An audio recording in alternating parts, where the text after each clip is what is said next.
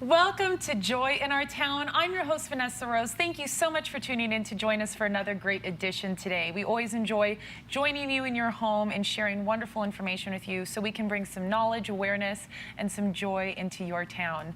We are so honored today to be joined by one of our public servants here, one of our wonderful police officers, Sergeant Jamie Rothschild of the Phoenix Police Department. Thank you so much for being with us today. Wonderful to have you. First of all, we always love having our first responders on, so thank you for your service to our great city and what you do. And to all of the men and women that work with you, truly our heroes every day. So go out and hug an officer and tell them thank you, because they go out there every day and serve us and protect us and keep us safe. So Sergeant Rothschild, before we get going, if you wouldn't mind sharing a little bit about yourself and what you do with the Phoenix Police Department. Okay, and I'll keep it brief because I know people don't want to hear about me for the most part. But in a nutshell, I started with the department in '97. It's an amazing department. The Phoenix Police Department has so many great opportunities, so many great personnel members who provide unbelievable training. It's a great department.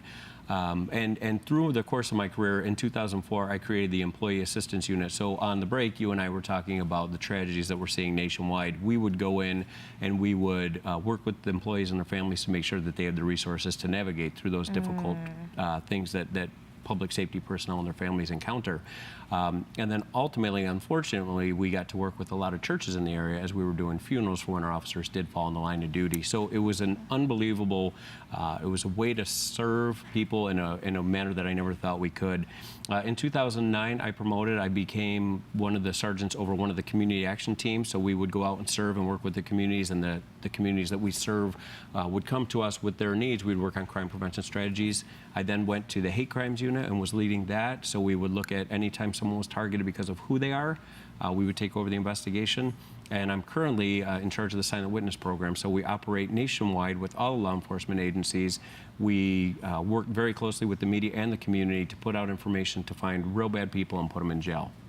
And the Silent Witness program, that is something, could you just really quickly tell us the number and how people can utilize that service? Absolutely. So it's been around for 39 years in the Valley, and what people may not realize is we pay more money to ensure that you are anonymous.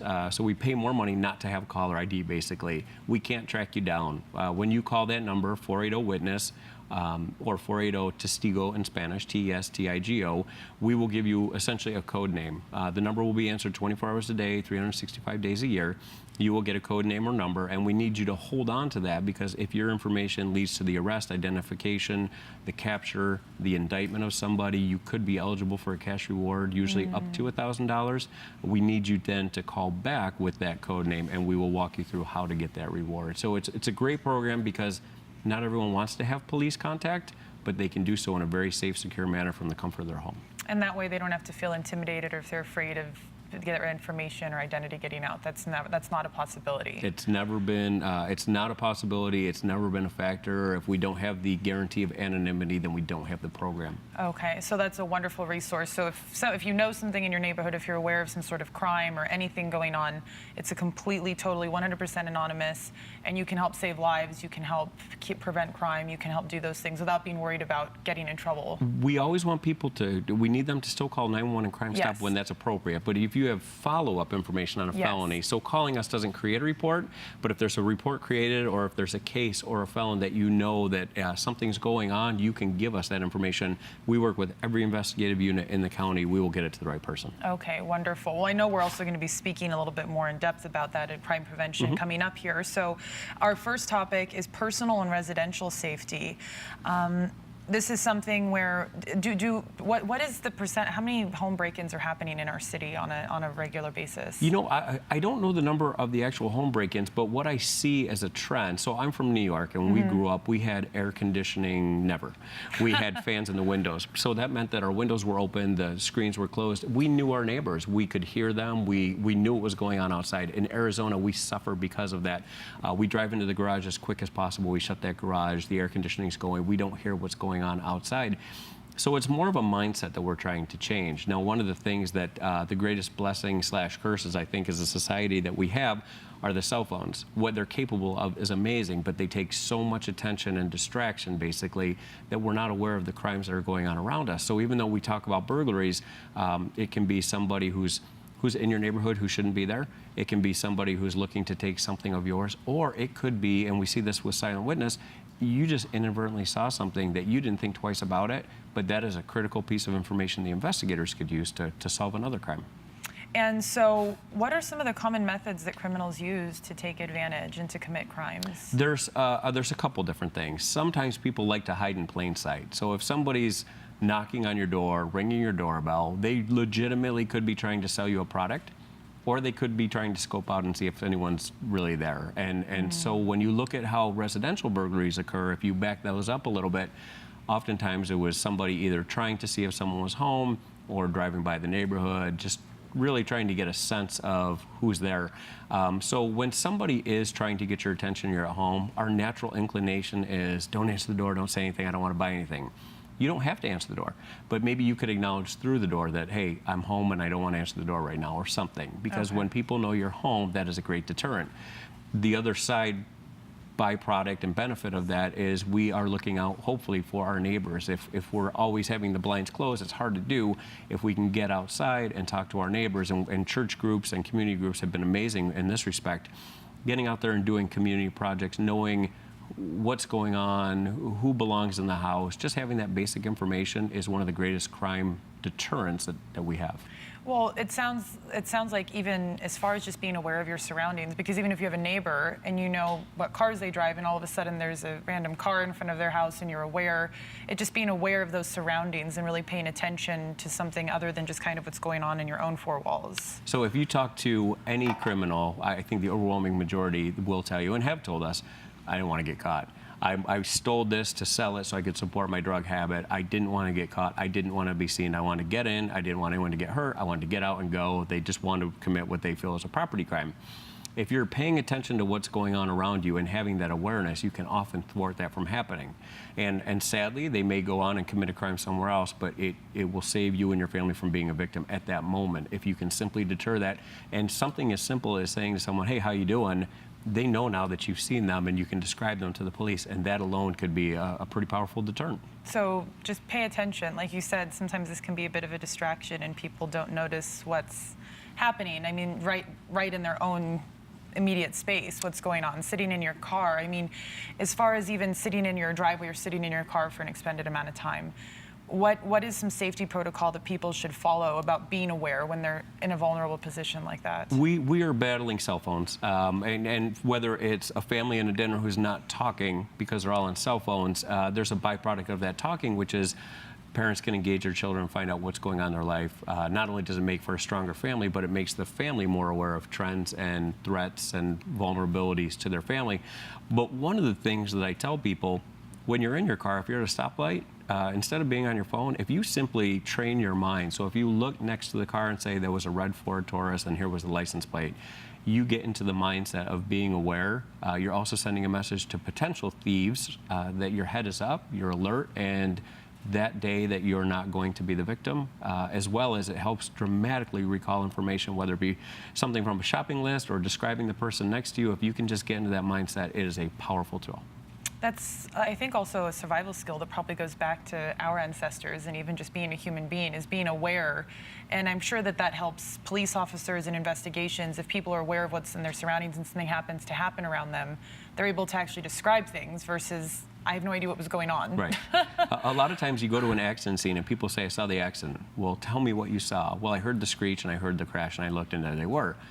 So you technically didn't see the accident. So it's interesting to say, what were you doing at that time? Oftentimes it's the cell phone or they're engaged in other activity, but if your head is constantly on a swivel, not paranoid, just aware, we call it walking in condition white. When you're paying no attention to anything other than yourself, we don't want people in that condition. We call it condition yellow. Be aware, you don't have to be vigilant, greet people as they walk by, and just have that basic awareness. And when parents do that and are not distracted on their cell phone, they're now showing their kids how to do that as well. And it really is a great skill. That is, and that's interesting that you point out the importance of parents doing it, because it's what children see, oftentimes they mimic. Absolutely. And I think that all of us have been at a restaurant and saw the whole family looking down and no one interacting. Yeah. And so they're learning by example what to do. And before I get on my high horse, yes, I've done it. Yes. But then we make conscious efforts in our family to say, okay, this is down, tell us what's going on in your life. That I also used to teach drug prevention, drug abuse issues, and that most powerful free tool of just engaging your kids or someone in your life, your spouse, whomever it is, showing that basic interest not only makes for stronger families, but really you can vet what threats are going out there that maybe kids don't even realize are a threat. You mentioned as far as the residential safety, what is the thing that officers and that public safety officials like to see if you are at home and someone does happen to enter your home or something happen? I realize that every situation is different and everything, but what is kind of a basic protocol? What should people do if someone does enter their home? Well, we never want heroes. Now, often people say, tell me what I'm allowed to do. And what we say is, let's avoid the situation altogether. If you pull up to your home and you have the feeling that maybe that home has been breached, maybe you see an open door, we don't want you going in. So we want you to call, let the officers go in. They will clear the home for safety. I've never seen a piece of property that was worth jeopardizing your safety or that of your family for. So we don't want heroes. If you are in a situation and you feel like somebody is trying to get in your home, it happens a lot, and I don't understand it, but I try to discourage it. Don't call your family or friends. Call 911 immediately. Stay on the phone. The dispatchers are amazing. They're well trained. They will walk you through what to do, what not to do. And I can't say enough. We'd rather have you safe and have somebody steal something than have you engage them and have something that can't be replaced taken. Yes, absolutely, and that's life, and that's a very good bit of advice. Don't be a hero. Never worth being a hero Yes. for property. Somebody once told me a car was stolen. I felt like I had to chase him, and somebody told them, "Isn't it really just a TV on wheels? Why would you jeopardize your safety for that?" Wow, no, that's very true. Nothing is worth a human life. What steps can business owners or homeowners take to safeguard their properties? When you look at we want customers, or a different goal. So business owners want customers to come in and feel comfortable. Homeowners want people to know this is my space. You come in if I want you to come in, but other than that, so you create layers, and that can be something like signage that's visible from the road. It can be, hey, we use home security monitoring services. It can be, we're part of a neighborhood watch group, which I'm a huge advocate of. I was talking to a group last night. These folks truly know what's going on in their community, and they can communicate that amazingly well. So signage is a great thing. Lighting is another wonderful tool, the adequate lighting to take away those dark spots. Having your home well maintained and your bushes and trees trimmed, it sends a psychological message to the criminal. There's somebody here who cares about the property. And I jokingly tell the groups, you don't see a lot of break-ins on golf courses because it's obvious that somebody's looking after that property. So any attention that you can give your yard, your home, to make it look like it's well-maintained and occupied, and that's an opportunity for church groups, for neighborhood groups to work together. If they're looking for a project and somebody has suffered ill or financial problems, maybe they can't do that.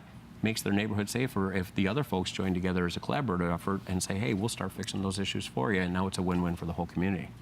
So just maintaining, be aware, it gives like you said, it's very much of a psychological thing. They realize people are paying attention, they know what's going on, they're aware of their area. Nobody wants to be seen and caught, and if you have questions as to whether or not your home or business is really as safe as it should be, every precinct has personnel who are trained. They'll do a crime threat evaluation. They will walk your home with you both inside and out, and they'll offer suggestions.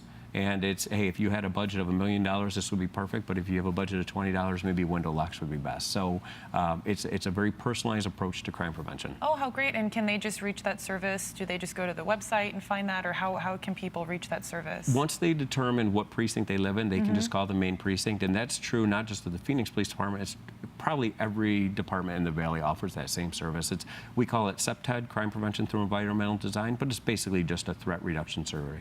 That's wonderful, and that's probably helpful to law enforcement because the less threat there is, the less responses, then you can take care of other issues that are happening.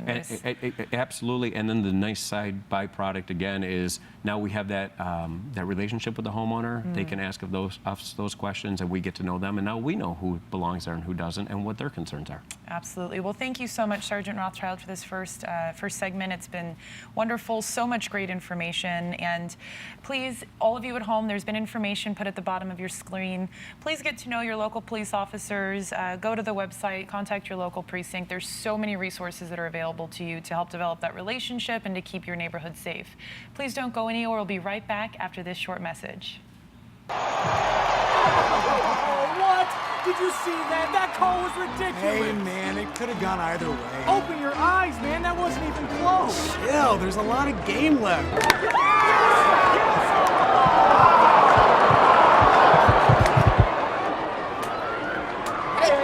Hey, watch your friend it. just fell to the ground. Hey, buddy, you okay? Hey, you, call 911. Here, give me a hand. That play was a game changer. Let's see the instant replay. If you see a teen or adult suddenly collapse, remember the 2 simple steps of hands-only CPR. First, call 911. Next, place your hands in the center of the chest and push hard and fast until help arrives. And remember to push to the beat of Staying Alive. Can I get a little help?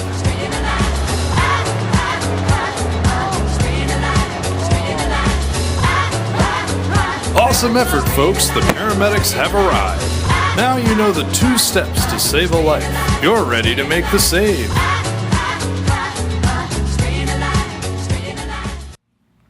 Hello and welcome back to Joy in Our Town. I'm your host, Vanessa Rose. Thank you so much for staying with us. If you just happen to be joining us today, we are with Sergeant Jamie Rothschild, and he is with the Phoenix Police Department, and specifically the Silent Witness Correct. program. Yeah. So thank you so much for staying with us, Thank you. Sergeant.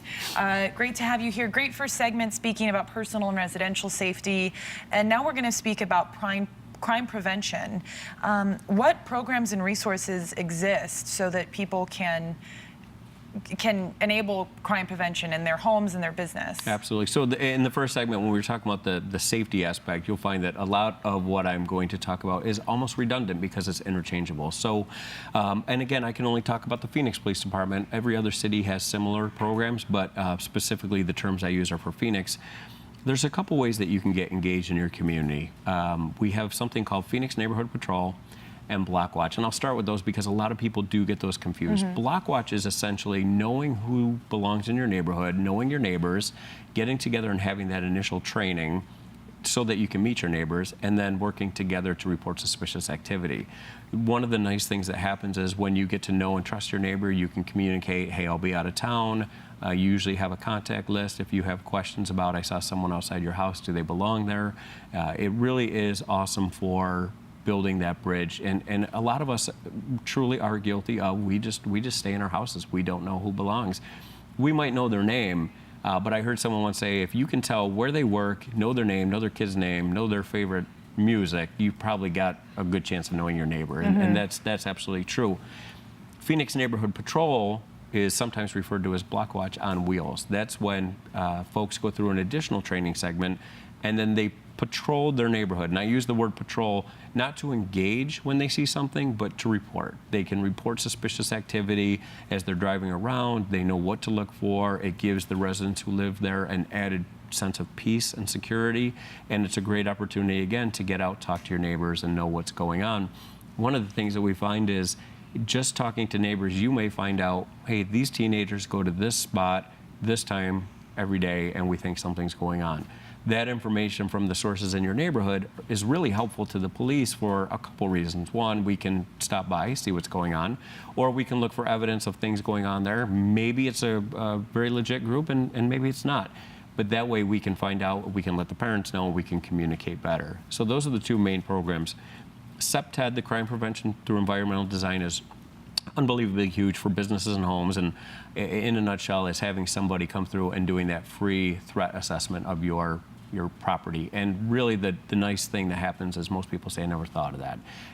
And we don't want people to have to think like criminals. We want them to think of, life as it should be, enjoyable and safe. Those tools are amazing. We also have additional resources. We have, coming back online, additional resources through the Community Relations Bureau to expand our outreach. We have advisory groups, so we have segments in the community where folks get together and talk about issues that are specific to their community, and then we have representatives with them so that they can bring those concerns back to the department. If you are part of one of those groups, I've always found it to be critical because there's so much that goes on in neighborhoods and businesses and communities that we don't know about. We encourage people to participate in those groups. We have the Citizens Police Academy, which is a 6 or 8 week course. I get those confused, I apologize. But it's essentially walking them through, here's what an officer goes through, here's why people become police officers, here's what police officers experience, and then putting people in real life but safe scenarios so that they can gain a deeper understanding. And that has been one of the biggest bridge builders that we've seen in a very, very long time. It sounds like prevention is key, and to that key is awareness. But I think that something that's so important for people to hear is that there is a lot of outreach done, because I think there's a lot of time this underlying fear of police officers. And I mean, I think we all, I'm not sure if you get this, but I have a couple police friends that say even if they're in just a regular car and a police car drives behind them, it's you kind of get this, what am I doing? Am I doing something wrong? But I think it's important, what you're saying is to develop that relationship, because whenever you know your officers, whenever you have that relationship, it probably removes that sense of uncertainty and realizes that our men and women in uniform are men and women in uniform, and that they're people like us. They live in our communities, their fathers, their mothers, their wives and husbands, and they're trying to protect you just like you're trying to protect yourself and your family and your home. One day, I was part of a technical response team. We went down to an event where people were very passionate about the event. And I had some folks with me, and it was amazing to me. They just saw the black uniform and the masks and the helmet. And what they don't realize, we weren't down there because we had a horse in the political issue. We were down there to maintain the safety and the ability for everyone to express their opinion. What's fascinating, and you're the only one I've talked to in a long time who's touched on that, everybody behind that mask is somebody's wife, brother, sister, son, daughter. That is somebody's family member who's important to them. I've never met a police officer who didn't come on this job to help people. That's just truly why people do that, and that's to this day why little kids still want to do that. It makes us sad when we're at a store, and well-meaning parents, I get it, when they say, hey, if you don't listen to their kids, if you don't listen or put on your seatbelt, he's going to arrest you. And then we will often say, hey, you know, we would never arrest you for that. We actually want you to be able to come to us and talk to us about those things, because oftentimes kids, that's our make or break moment. You know, they don't know who we are, and maybe the darkness of the uniforms intimidates them. But if we can bridge that gap, then it's one of our best recruitment tools. So, you know, we definitely want people to understand that the folks that you see driving around in the car may look intimidating. What you see on the news may look intimidating, but really those are people who just want to serve well and go home and enjoy their families. Exactly, and that's why whenever we lose officers and whenever we lose people, like recently in our city, we lost Officer Glassman, and that was someone's husband and father and son. And so I think that's so important, that relationship, and that probably is such a huge key to prevention, I'm assuming from what I'm hearing, because if there's a relationship there and the officers know who's supposed to be there, and they can, and citizens feel like they can call the police department without being afraid, and you have sources like Silent Witness so that they can call without feeling intimidated or afraid for their own safety. It's critical. And just on a very personal note, I was involved in the funeral planning. And I will tell you that the community support during that time and since has been absolutely amazing. And if you ever doubt that your words have an effect on somebody, just simply saying to an officer, thank you, while they're at a restaurant, thank you for your service, it really does mean a lot to people. And driving in those processions, seeing those people out there in the heat with their hands over their hearts to show respect is, officers only get called when bad things happen. So to see that good in people, it's longevity for us. But in terms of, yes, building the bridge, the crime prevention, it really just comes down to communication and knowing who is around there. And legitimately, people get lost. You can now offer help to people who are lost, and you can certainly enable community groups to serve a very vital function, making their community safer too.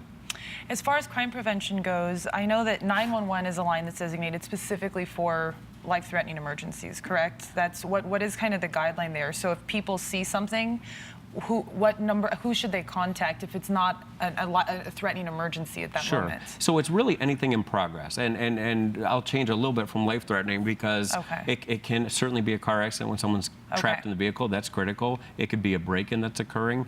Anything really in progress that requires an immediate response versus, hey, there's a guy sitting outside my house and he just looks a little shady. That would be more of a crime stop. That's 262-6151, 602-262-6151. But when in doubt, we don't want to overwhelm the 911 system. If you inadvertently call 911, they will get you to crime stop. But it just really kind of comes down to, is it in progress? Is somebody in danger? Or is it something that requires, we call it a slow roll? Do we need to go lights and sirens, or do we need to just get over there? And so that's something important for people to understand, is there is a difference. So if you see something, there's still a number you can call, but you don't necessarily have to call 911. So that's a very good thing. If it's in progress, then call 911.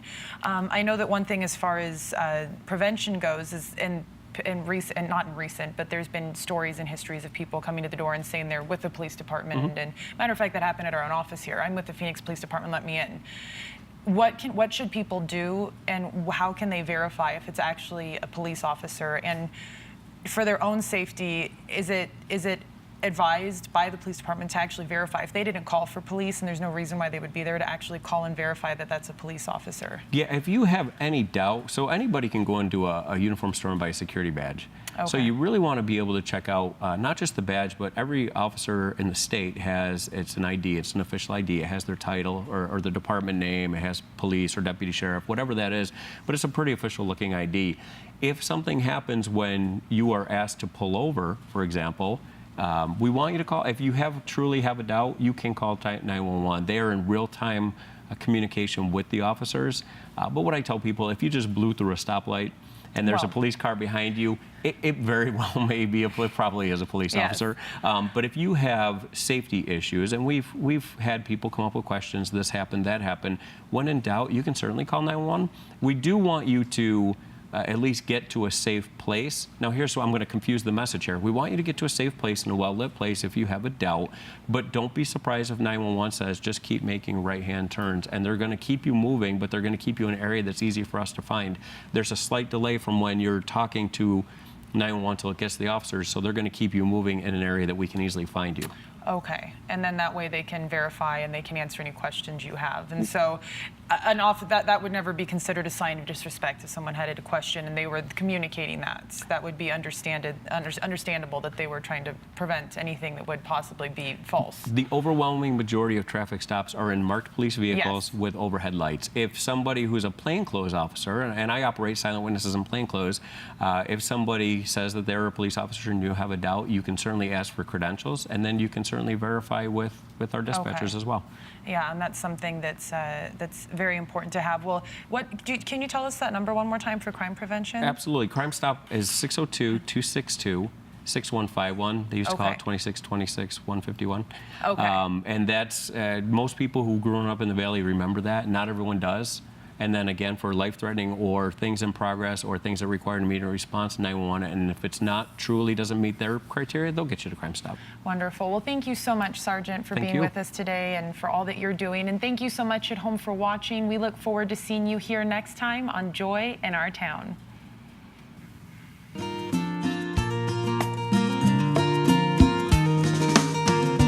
This program has been sponsored by the Trinity Broadcasting Network and is made possible by your telethon dollars. Your continual support can keep Joy in Our Town coming to your home every week. Write to Joy in Our Town, Post Office Box A, Santa Ana, California, 92711.